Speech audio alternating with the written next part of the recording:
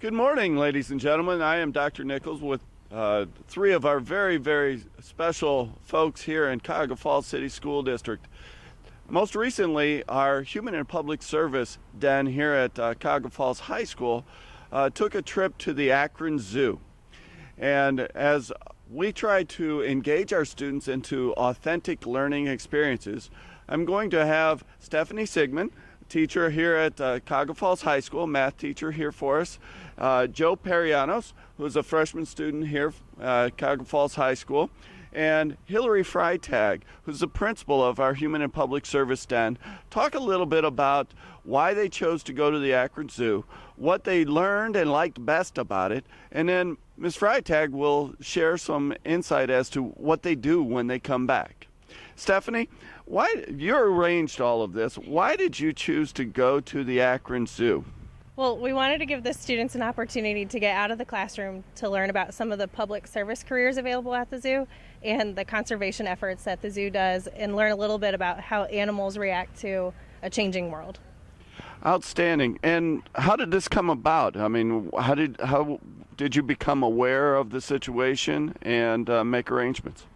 Well, we wanted to just kind of research different opportunities to get the students out of the classroom and give them more of an authentic learning experience. And so it kind of started there, and we had teachers that had previously worked for the zoo that kind of gave us our first steps towards this. Outstanding. How many students went?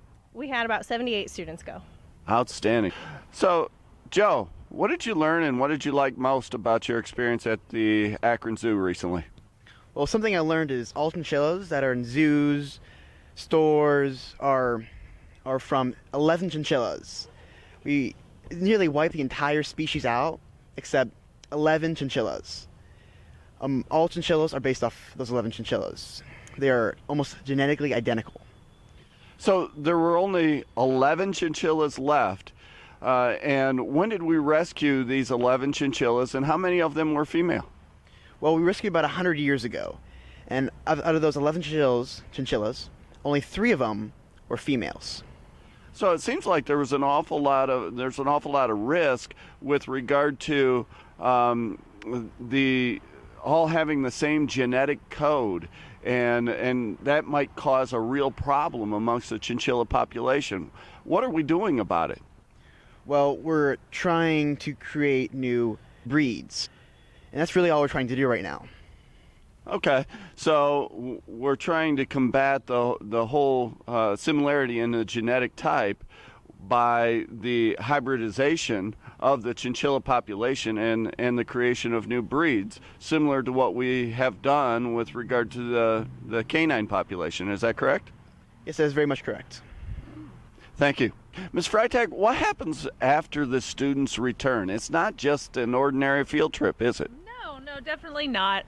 When the students return, first of all, being there and seeing them and their reactions to some of our students had never been to a zoo before, I think is worthwhile to see that reaction from them. When they return, one of the unique things we are going to do is a writing assignment / challenge to the principal be submitted to me on Google Docs, where they are completing a writing prompt about one of the things in HPS is they have a great deal of empathy for others and wanting to help people and animals, and the essay question that I posed to them is, if you were a wild animal or an endangered species, or even a regular goat, would you want to be at the zoo? Would you rather be living in the zoo or living in the wild? Because it was interesting to see some of their reactions of like, oh, that poor lion, it only has so much room to run around, but then thinking a little bit more globally. And when the kids learned about what humans have done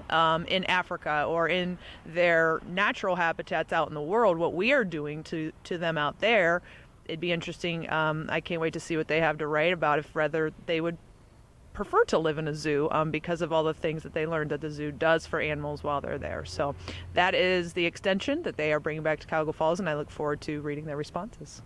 Outstanding. I find a few things that are interesting in your comments there. Number one, you as the principal of this den posed the question. Mm-hmm.